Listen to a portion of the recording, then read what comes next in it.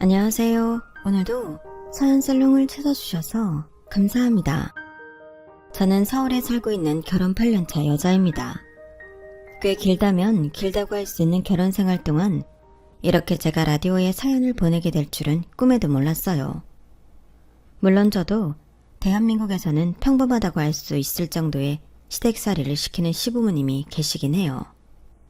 하지만 결혼 2년 차를 넘어서면서부터 시부모님을 일일이 상대하고 일일이 스트레스 받으면 저만 손해라는 걸 깨닫고 어느 정도 유연하게 대처하고 무시할 건 무시할 수 있는 스킬이 생겼다고 해야 할까요?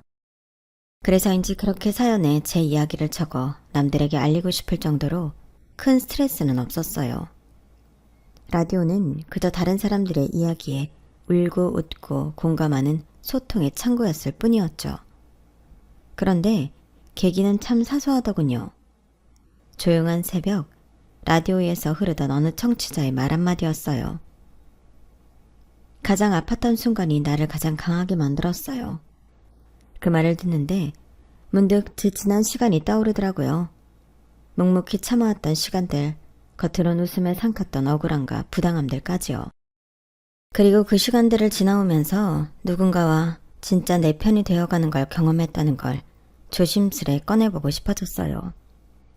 남편은 이남 중 장남이었고 자연스럽게 제가 결혼했을 때 이 집안의 며느리는 저 하나뿐이었어요.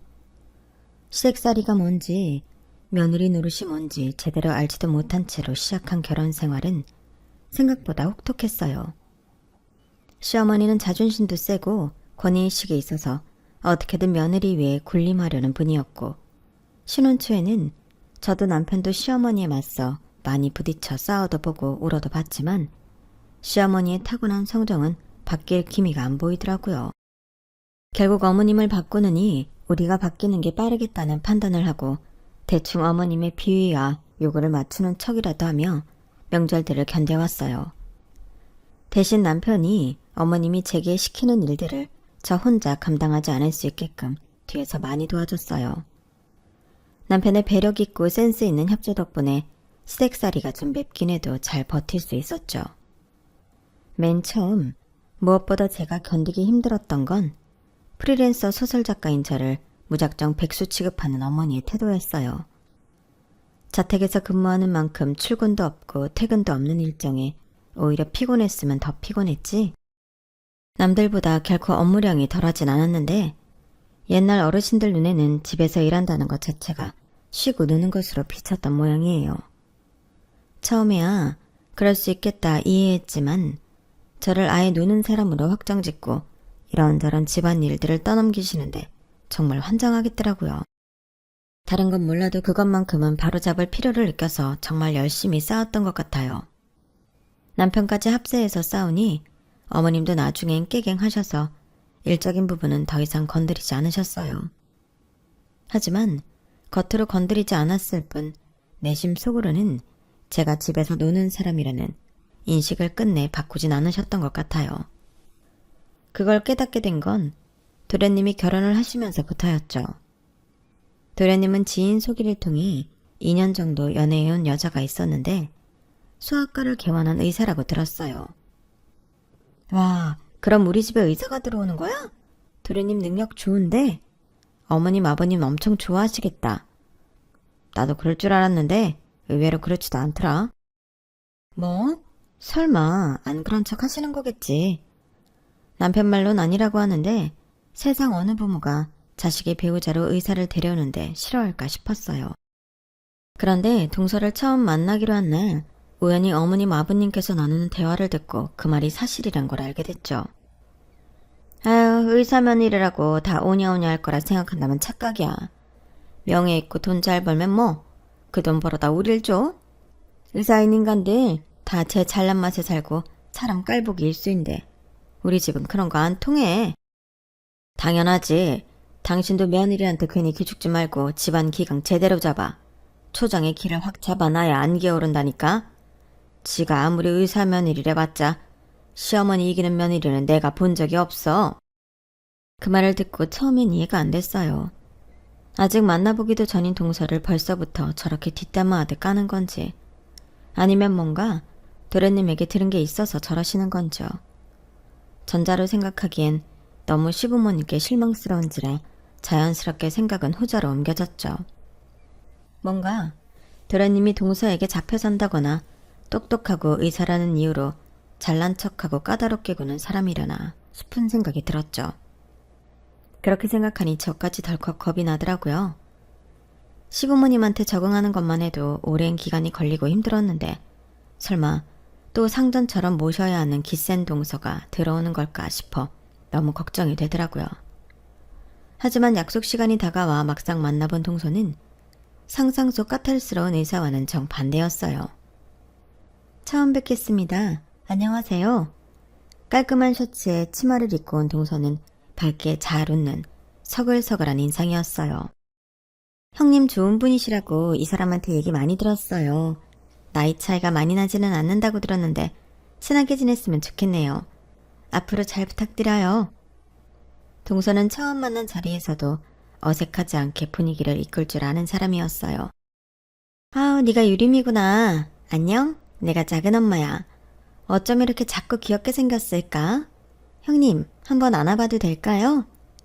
식사 시간 내내 싹싹하게 말도 잘 붙이고 예의도 바른 데다 제 딸도 진심으로 예뻐해주는 모습에 첫 만남부터 동서에게 편안함과 호감을 느꼈어요. 남편 역시 저랑 비슷하게 느낀 모양인지 집에 돌아가는 내내 동서 칭찬을 아끼지 않더군요.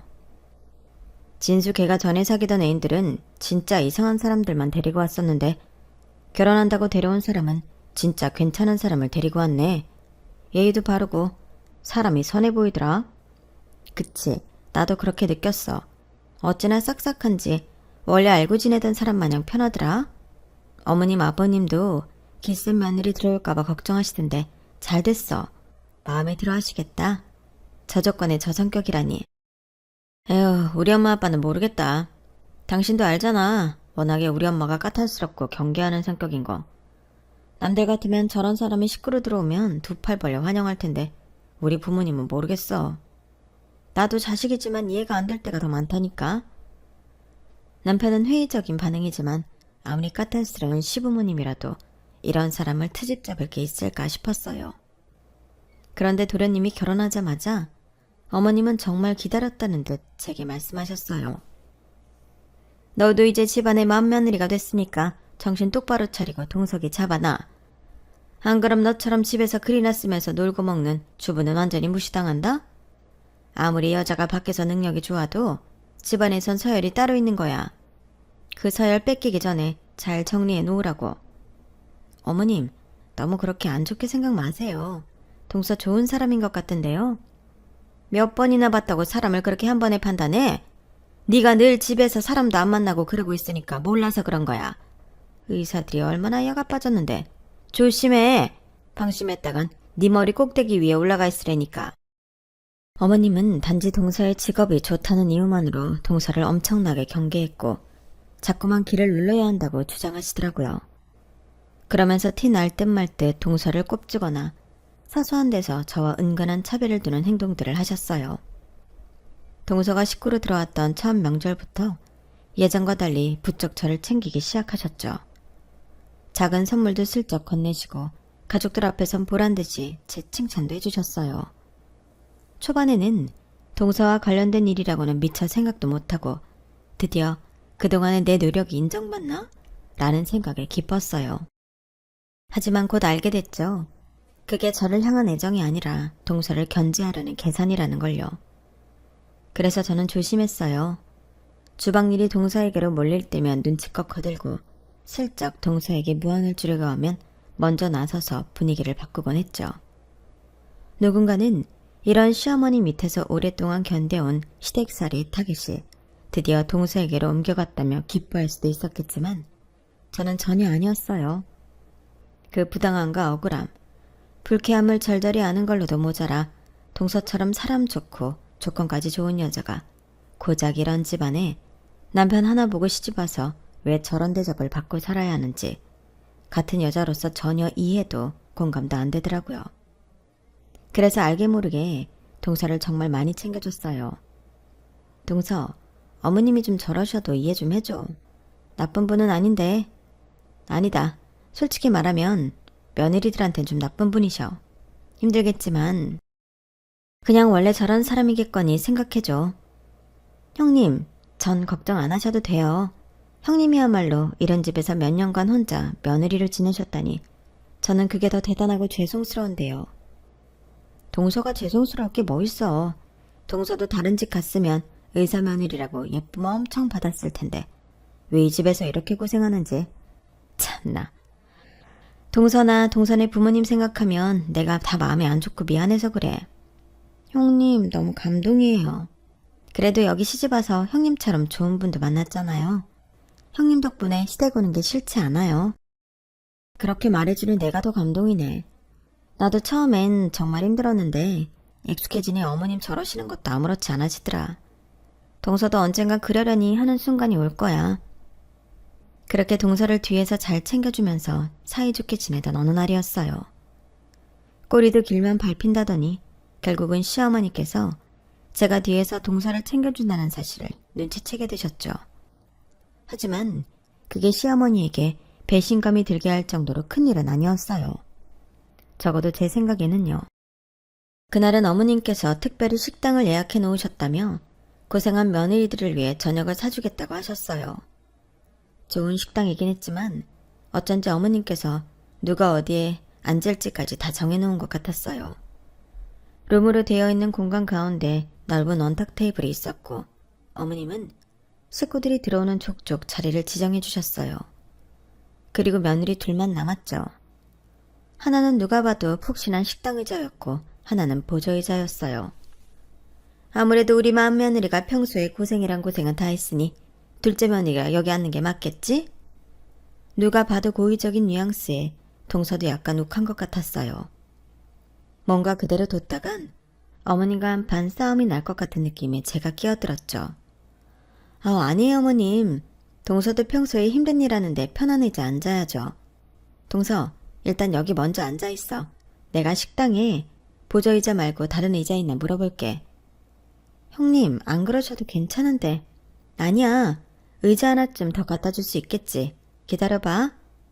얼마 후 직원이 주문을 받기 위해 들어왔고 간이 의자가 아닌 식당 의자를 받을 수 있는지 물어봤어요. 그랬더니 직원이 얼른 가지고 오더군요. 그래서 그날은 다 같이 편하게 식사를 할 수 있었어요. 하지만 그날 제 오지랖 아닌 오지랖이 어머님의 심기를 제대로 건드린 모양이었어요. 그날 이후 동서를 향한 시댁살이 타깃이 다시 저로 바뀌었거든요. 예를 들면 동서가 시집 온 이후 명절날 음식 준비는 대부분 동서에게 시키고 저는 보조하는 느낌으로 일을 분배했었는데 갑자기 다시 제가 다 떠하는 양으로 바꾸시더라고요. 우리 둘째 며느리는 병원에서 고생하는 애니까 부엌일로 고생시킬 순 없지? 형님, 어머님도 참 너무하신 거 아니에요? 언제는 저한테서 병원에서나 의사지 집안에선 똑같은 며느리니까 일하라고 그러시더니 변덕도 어떻게 이런 변덕이 있어요? 괜찮아. 어차피 동서 시집 오기 전엔 다 나 혼자 하던 일인걸. 어머님 변덕 하루 이틀도 아니고. 걱정 마세요. 어머님 안 보이는 데서 제가 다 도울게요. 형님도 저한테 그렇게 해주셨잖아요. 형님만 고생하시게 내버려둘 순 없죠. 고마워. 덕분에 든든하다 동서. 동서는 제가 했던 것처럼 어머님의 눈을 피해 이리저리 저를 도와줬어요. 덕분에 어머님이 누굴 타겟으로 삼아 시댁살이를 시키든 저희 둘은 서로 도와주면 된다는 마음으로 더 끈끈해졌어요. 무슨 일이든 둘이서 하니까 훨씬 편해졌고요. 동서가 시집 오고 나서 명절이 전보다 즐거워진 것 같아. 전에는 아무리 태연하게 있으려고 해도 좀 부담스럽긴 했거든. 어머님이 일만 시키고 불편하게 할 거 뻔히 아니까. 동서한테 미안한 말이지만 동서가 조금 더 빨리 시집 왔으면 참 좋았을 텐데. 내가 시부모 복은 없어도 동서 복은 있는 것 같아. 형님, 그건 제가 드릴 말씀이에요. 형님이 처음에 저를 많이 도와주셔서 제가 지금까지 버틸 수 있었어요. 아니었으면 저도 남편이랑 진작에 이혼했을 거예요. 남편도 형님께 얼마나 고마워하는지 몰라요. 형님은 우리 부부의 은인이세요. 어머님이 그러실수록 동서와 저는 서로 더 의지하게 됐어요. 그러다 한 번은 정말 동서와 더 끈끈해지게 된 계기가 생겼죠. 오늘은 김장을 하려고 내가 절임 배추 좀 사다 놨다. 우리 집 며느리들 솜씨 좀 보자. 김장해서 니네들도 한 통씩 가져가고 우리 집이랑 옆집 줄 것까지 싹 해봐라. 본인이 안 한다고 여자 둘이서 하루 만에 하기에는 엄청난 양의 김장 재료와 절임 배추를 사다 놓으셨더라고요. 다행히 남편들이 어머님의 잔소리에도 눈치껏 도왔고 넷이서 하니 생각보다는 빨리 끝났어요. 하지만 휴일인 명절 하루를 김장한다고 통으로 날리고 나니 정말 힘들긴 하더라고요. 저나 동서나 둘 다 표정이 안 좋으니 그게 신경이 쓰이긴 했는지 어머님이 갑자기 방에 들어가서 봉투 2개를 들고 나왔어요. 내가 니네를 뭐 빈손으로 이렇게 노동시켰을 거라고 생각한 건 아니지? 나도 깨어있는 사람이라 그렇게 며느리를 부려만 먹는 못된 시어머니는 아니야. 자, 다들 오늘 하루 수고했으니 수고비 받아라. 이걸로 남은 연휴 동안 맛있는 것도 사 먹고 쉬어라. 순간 동서와 눈이 마주쳤어요. 둘 다 말은 안 했지만 어머님이 웬일이시지? 하는 눈빛을 서로에게서 읽었죠. 뭔가 영 찜찜한 마음에 봉투를 받아들었는데 아니나 다를까 가까이서 보니 동서가 받은 봉투와 제가 받은 봉투의 두께 차이가 확연하게 나더군요. 동서도 그걸 느꼈는지 봉투에서 현금을 꺼냈어요. 5만원짜리가 대략 10장 정도 들어있는 것 같았어요. 그런데 제 봉투에는 5만원짜리 한 장이 딸랑 들어있었죠. 제 표정을 확인한 시어머니께서 씩 웃으시더니 덧붙이시더군요. 둘째 며느리는 워낙 고급 인력이잖니? 사람 편 고치는 귀한 일 하는 애가 이런 전업무를 도와줬으니 값은 높게 쳐줘야 맞지? 너는 뭐 집에서 놀면서 일하는 사람이니까 이 정도면 충분하겠지? 사람을 뭘로 보는 건지 다른 건 다 참았어도 이건 정말 화가 나더라고요. 그래서 봉투를 내려놓고 어머님께 말했어요.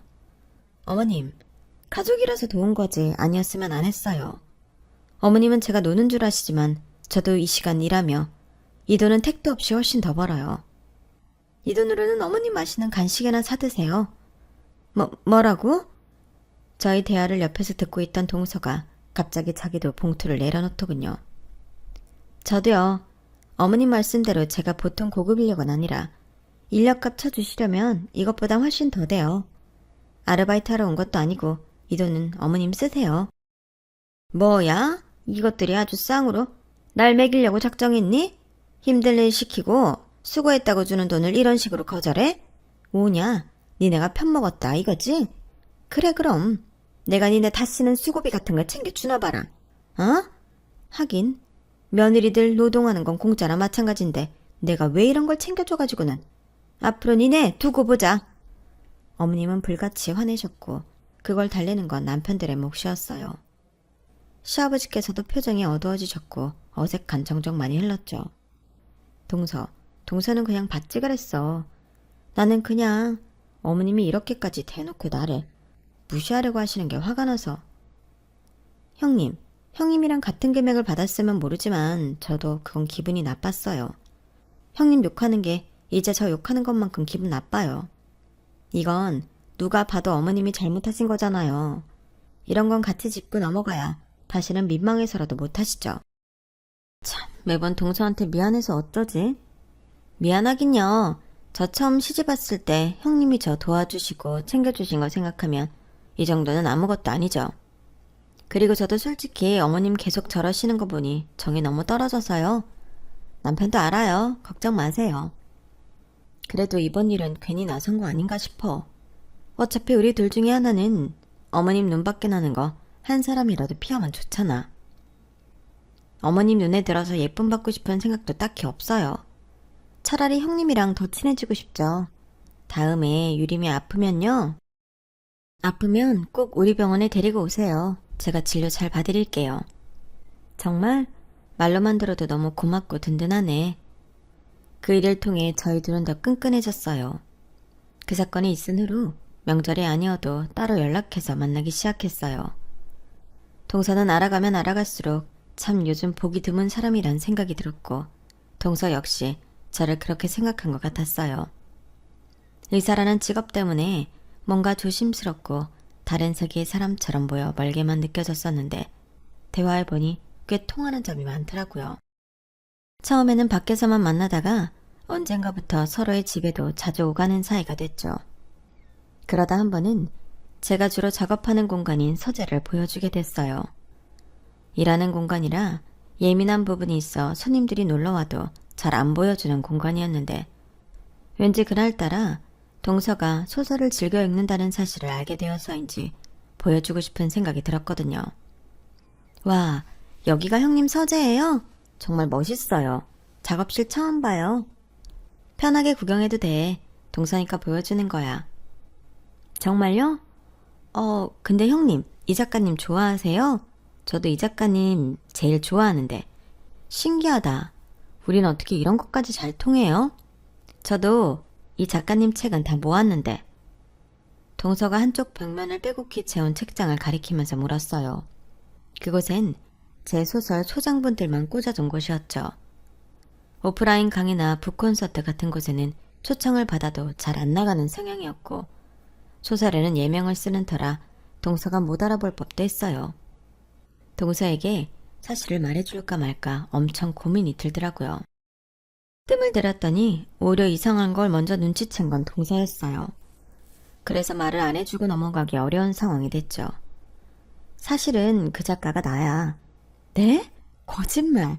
정말이에요? 사실대로 고백하니 동서가 기함을 하며 놀라더군요. 정말이야. 이런 걸 뭐하러 거짓말을 하겠어. 아니 그런 게 아니라 너무 안 믿겨서 그래요. 사실은 제가 이 작가님 소설 보면서 지겹고 힘든 의대 시절을 버텼거든요. 근데 이 작가가 형님이라니. 진짜 실제로 만나보다는 상상조차 못 해봤는데. 정말? 동서가 그랬다니 그게 더 안 믿기는데? 안 믿기기는요. 형님 소설들이 얼마나 재밌는데요. 와, 그러면 다음에 제가 갖고 있는 책 가져올 테니까 사인해주세요. 네? 저 진짜 좋아해요. 그럴 거 없어. 나한테 책 많으니까 선물로 줄게. 동서가 힘든 의대 시절을 제 소설로 버텼다니 정말 기분이 좋더라고요. 갖고 있던 소장본에 사인을 해서 주니 동서의 얼굴에 마음감이 교차하더군요. 그런데 형님, 왜 오프라인에는 얼굴을 안 비추세요? 저 정말 만나보고 싶었는데. 이런 식으로 가족이 돼서 만날 줄은 꿈에도 상상 못 해봤어요. 그런 데는 좀 부끄럽기도 하고 신상이 알려지는 것도 꺼려져서 시댁이 내 소설을 알게 되는 것도 싫고. 아, 어머님 맨날 형님 보고 집에서 논다고 구박이나 하는데 이렇게 대단한 분인 걸 알아야 하는데. 근데 시댁 식구들이 내 소설 보는 건 싫은 그 마음 뭔지 알겠어요. 그날은 하루 종일 동서와 제 소설에 대한 이야기를 나눴어요. 제일 좋아하는 작가였다는 말이 예의상하는 말은 아니었는지 정말 눈을 반짝반짝 빛내면서 궁금했던 것들을 질문하더군요. 덕분에 저도 오랜만에 누군가와 제 작품에 대해 이렇게 긴 이야기를 했던 것 같아요. 늘 혼자 하는 일이라 외로웠는데 동서 덕분에 외롭지 않은 느낌이 들었죠. 솔직히 여기서 더 친해질 줄은 몰랐는데 남편도 잘 모르는 제 일에 대해 공유할 사람이 있다고 생각하니 동서가 더 애틋하고 편안해지더군요.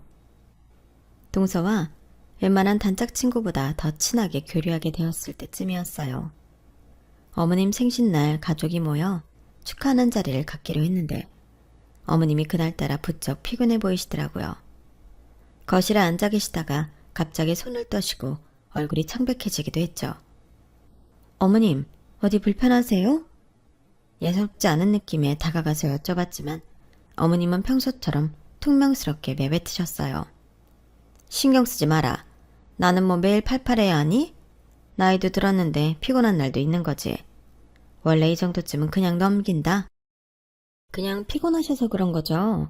뭔가 불편해 보이셔서 걱정돼서 여쭤봤어요.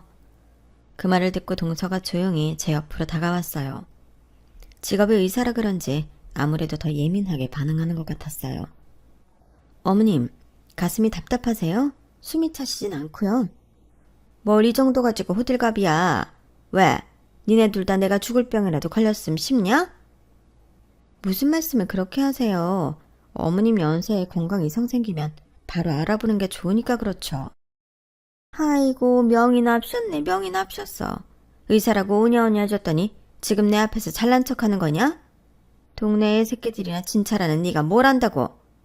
어머님, 진료에 노인이 어딨어요. 그래도 우리 식구 중에 의사가 있으니 얼마나 든든해요. 아니 내가 괜찮다는데 왜 니들이 더 난리야? 그냥 컨디션이 안 좋아 그런 거니까 좋은 날 분위기 망치지 마라. 걱정해주는데 공격적으로 나오니 동서도 순간 욱한 것 같았어요. 그랬더니 재빨리 동서의 어깨를 두드렸죠. 진정하더군요. 동서가 참아. 오늘 어머님 생신이잖아. 이런 날 아픈 얘기 꺼내기 싫으신 걸 수도 있어. 아니 그래도 그렇지. 그럼 그냥 됐다고 하고 말 일이지. 저한테 명의 납셨다느니 애새끼 진료나 한다느니 할 건 뭐예요. 그치. 어머님이 그건 심했어. 오늘은 건드리지 말자. 내가 괜히 얘기 꺼내가지고. 동서까지 안 좋은 소리 듣게 했네. 미안해. 형님이 미안할 게 뭐가 있어요. 어머님 폭언하는 거 듣는 거 하루 이틀인가? 오늘은 걱정해서 그런 건데 사람 무한준이 화가 나서 그랬어요. 그런데 말이야 동서가 보기엔 어머님 상태 어때 보여? 정말 저대로 병원에 안 가셔도 될까? 몰라요. 가시든지 말든지. 저희한테 부정도 못할 정도로 아프기 시작하면 가지 말래도 알아서 가시겠죠 뭐. 그땐 뭐 돌이킬 수 없어질지도 모르겠지만. 동선이 완전히 악에 바친 것 같았어요. 저 역시 그 감정이 뭔지 충분히 알았지만 아무래도 사람 건강에 달렸다 보니 신경이 쓰이더라고요. 그러지 말고 동서, 그래도 어머님이 나보단 동서 얘기를 더 귀 기울여 듣지 않으실까? 검진 받아보라고 얘기해주면 어때? 애들 진료나 보라는데 제 말 듣겠어요? 그래도 오늘이야 날이 아니라 쳐도 다음에 말씀드리면 듣겠지. 어머님 안색이 안 좋아도 너무 안 좋잖아. 그건 동서가 더 잘할 거 아냐.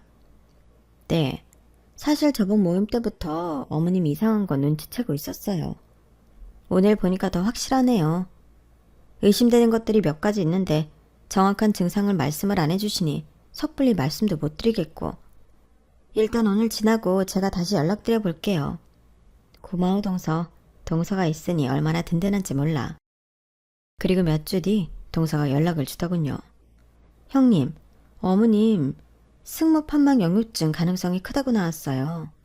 다행히 그쪽 분야에 아는 지인이 있어서 그나마 가까운 날짜로 수술 스케줄 힘들게 땡겨서 잡았어요. 어머 정말? 잘됐다. 동서가 정말 힘을 많이 써줬네. 다른 사람도 아니고 형님 부탁이니까요. 아시죠? 형님 아니었으면 저 굳이 이렇게까지 안 했어요. 어머님이 그걸 아셔야 하는데. 괜찮아. 우리가 뭐 알아봐달라고 그러나. 그냥 가족이 건강해야 우리도 좋잖아. 그래도 형님은 천사세요. 저보다 형님이 당한 게 훨씬 많으시잖아요. 저 같으면 싫은 소리까지 들어가면서 절대 이런 부탁 안 했을 텐데. 동서가 알아줬으면 됐지. 나한테 더 소중한 사람들만 내 마음 알아주면 돼. 형님. 하지만 그땐 몰랐어요. 이렇게 두 며느리가 마음 쓴 결과가 겨우 이 정도 대접일 줄은요. 어머님은 본인이 아프다는 사실을 알고 나서는 더 예민하게 구셨어요. 원래도 말씀을 예쁘게 하는 분은 아니었지만 보다 거칠어진 언행은 덤이었죠. 저 연세에 건강이 안 좋다고 하니 얼마나 심란하실까 이해해보려고 해도 저도 사람이니 그게 안 되는 날이 있잖아요. 그날이 바로 그런 날이었어요. 명절이었고 주방에서 쌓여있는 설거지를 하고 있었어요. 어머님은 의사 며느리 덕에 수술 일정을 빨리 잡았다는 생각 때문인지 동서는 이제 더 이상 건드리지 않고 제가만 일을 시키더군요. 설거지를 절반쯤 마쳤을 때 동서가 슬쩍 다가와 물 한 잔 주며 말했어요. 형님, 여기서부터 제가 할게요. 이제 쉬세요. 유림이도 심심해해요. 동서 나름대로 어머님이 안 보는 틈에 다가온 것 같았지만 주방에서 둘이 꾹 붙어 속닥이는 걸 본 어머님께서 다짜고짜 소리를 치셨어요. 야야, 니네 둘이 붙어서 무슨 얘기를 그렇게 비밀스럽게 해? 동서는 열이 확 오른 얼굴로 뒤도 돌아보지 않은 채 설거지를 시작하더라고요. 그걸 본 어머님이 더 목소리를 높이며 저희에게 다가왔죠. 야, 네가 얘 설거지하라고 시켰어? 의사가 무슨 설거지를 해? 집에서 노는 네가 해야지. 동서를 시켜?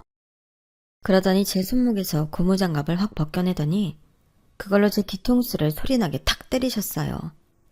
그 순간 주방 안 공기가 얼어붙었어요. 손끝이 저릿하고 뒤통수에서 뜨거운 느낌이 올라오는데도 사람이 너무 놀라니 얼어버리더군요. 몇 초간 놀란 감정이 가시고 나니 속이 부글부글 끓어오르면서 눈앞이 하얘지더라고요. 이젠 정말 참지 말아야 할 순간이 들었다는 느낌과 함께 어머님을 획 쏘아보았어요. 어딜 그딴 눈으로 시어머니를 쳐다봐? 그때 동서가 갑자기 어머님 손목을 단단히 붙잡고 차분하지만 차가운 목소리로 말하더군요. 어머님, 지금 뭐 하시는 거예요?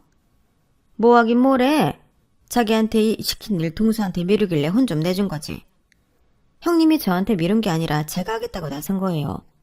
그게 마음에 안 드셨으면 저한테 뭐라고 하시던가요. 왜 애꿎은 형님 뒤통수를 치세요? 어머님, 저희 남편이랑 아주버님도 이런 식으로 키우셨어요? 뭐야? 너 지금 그 얘기가 왜 나와? 아들이랑 며느리랑 같아? 내가 며느리 좀 혼낸 게 뭐 그리 잘못이라고 이러는 거야? 아들이나 며느리나 어디 귀한 집 자식인 건 마찬가지인데 당연히 같아야죠. 저희 친정엄마가 어머님 막내 아들 뒤통수 때리면 기분이 좋으시겠어요? 뭐라고? 얘가 왜 갑자기 끼어들어서 이래? 내가 너한테 뭐라고 한마디를 했니 뭐랬니? 나는 네 형님 잡으려는 거니까 넌 빠져라. 그러니까 왜 형님을 잡으시냐고요. 형님이 어머님한테 어떻게 했는지는 똑바로 아시고 잡으셔야죠. 어떡하긴 뭘 어떡해.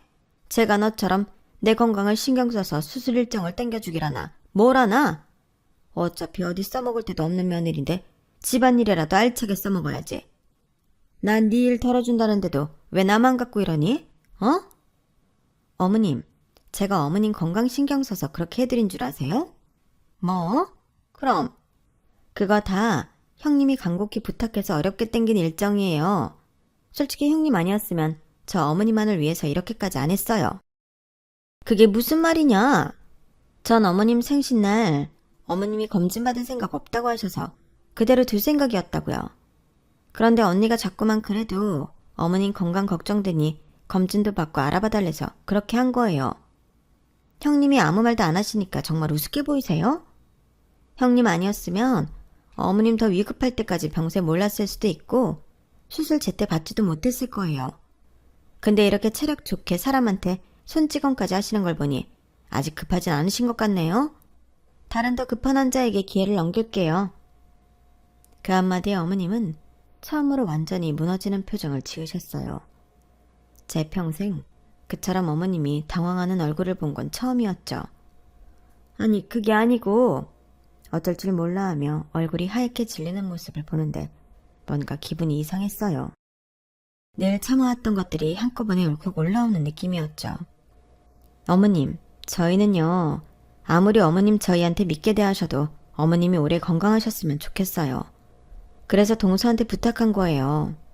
어머님 건강만큼은 진심으로 생각해서 어려운 부탁인 거 알면서도 동서한테 사정사정해서 겨우 알아본 거라고요. 그런데 어머님, 건강을 위해서는 주변 사람도 소중히 대해주실 줄 아셔야죠. 아무리 화가 나셔도 사람한테 손찌검하면 안 되죠. 조용히 말하는 제 목소리가 스스로도 낯설게 느껴졌어요. 저는 어머님께 잘해드리고 싶어요. 늘 어머님이 원하는 대로 하려고 노력했고요. 그런데 이렇게까지 해야 되는지 이제는 잘 모르겠네요. 제 말에 어머님은 아무 대답도 못하고 입술을 꽉 깨문 채 떨고 계셨어요. 그리고 그 순간 동서가 조용히 제 어깨를 감싸 안더군요. 말 한마디 하지 않았지만 그 따뜻한 온기가 참 위로가 됐어요. 그걸 본 어머님은 고개를 푹 숙이셨어요. 그래, 내가 미안하다. 내가 미쳤었나 보다. 아무리 그래도 내가 정말 잘못했다. 어머님의 목소리는 처음 들어보는 것처럼 작고 떨리고 진심이 담겨 있었어요. 그 낯선 목소리를 들으니 제 안에 쌓여있던 감정이 서서히 풀려가는 게 느껴졌어요. 앞으로는 그러지 마세요, 어머님. 한 번 더 그러시면 저도 더 이상은 어머님한테 잘해드릴 수 없어요. 그래, 너도 많이 참았지. 너희들이 노력한다는 걸 알고 있었으면서도 내가 왜 그랬는지, 니네가 이렇게 날 생각해주고 있었던 것도 모르고 왜 그랬는지 모르겠다. 정말 미안하다. 그날 이후 어머님은 예전과 조금 달라지셨어요. 완전히 바뀌었다고 할 순 없지만 사소한 것부터 조금씩 변하려고 노력하시는 모습이 보이더군요. 더 이상 저희에게 집안일을 시킨다던가 차별한다던가 하는 발언은 일절 없어지셨고요. 게다가 동서가 저를 시댁에서 축혀 세워주는 덕에 어머님은 저를 다시 보시는 듯 했어요. 어머님, 자꾸 형님 집에서 일한다고 무시하지 마세요. 어머님이 모르셔서 그렇지 형님 필명 말하면 요즘 모르는 사람들이 없어요. 그냐? 내가 소설은 잘 몰라서. 얼마나 대단한 소설을 많이 쓰셨는데요. 제가 엄청 좋아하던 작가님이었는데 이렇게 만날 줄 알았겠어요? 형님 아니었으면 전 의대 졸업 포기했을 거예요. 지금 제가 의사가 된 것도 형님 덕분에 그 시절을 버틸 수 있어서라고요. 그럼 이야기를 좀 하지 그랬니? 나는 네가 집에서 글만 쓰고 수익은 전혀 안 나는 줄 알았다. 그런 시시콜콜한 이야기를 뭐하러 해요. 어머님, 제 자랑 같아서 별로 하고 싶지도 않았고요. 이제라도 아셨으니 대접 좀 제대로 해주세요. 형님이 쓰는 얘기로 울고 있는 사람들이 얼마나 많은데. 제가 사람들 병을 고친다면 형님은 사람들의 마음의 병을 고쳐준다니까요. 동서도 참 뭘 그렇게까지. 정말이라니까요. 오히려 한바탕 크게 싸우고 나니 고부간 관계가 좋아지더군요. 저는 그 순간이 참 관계의 끝처럼 느껴졌는데 이렇게 마음속에 있던 감정을 비워냄으로써 더 가까워질 수도 있다는 건 처음 알았어요. 사실 저는 늘 참아야 한다고 생각했어요. 며느리니까 어쩔 수 없는 거라고 스스로를 다독이면서요. 하지만 이제는 알아요. 가족이라는 이름으로 무조건 감내해야 하는 건 아니라는 걸요. 진짜 가족이란 서로 지켜주고 존중하고 함께 손을 맞잡고 버티는 게 관계더라고요. 그리고 그렇게 힘들었던 시간을 지나 진짜 내 편도 얻었고요. 지금은 참 좋은 가족들이 생겨 행복합니다. 이 행복을 만들기 위해 포기하지 않고 버티고 용기를 낸 날들이 지금의 저를 만들어준 것 같아요. 혹시라도 저처럼 힘들어하는 분들이 계시다면 꼭 기억해 주세요. 힘들 때 기댈 수 있는 사람 한 명만 있어도 세상은 훨씬 따뜻하고 견딜만 하다는 걸요. 제 이야기는 여기까지입니다. 여러분들 곁에도 마음 따뜻한 분이 같이 하시기를 바랍니다. 감사합니다. 여러분, 사연 댓글에 응원과 현명한 조언 부탁드려요. 좋아요와 구독은 저에게 큰 힘이 됩니다. 오늘도 좋은 일 가득하세요.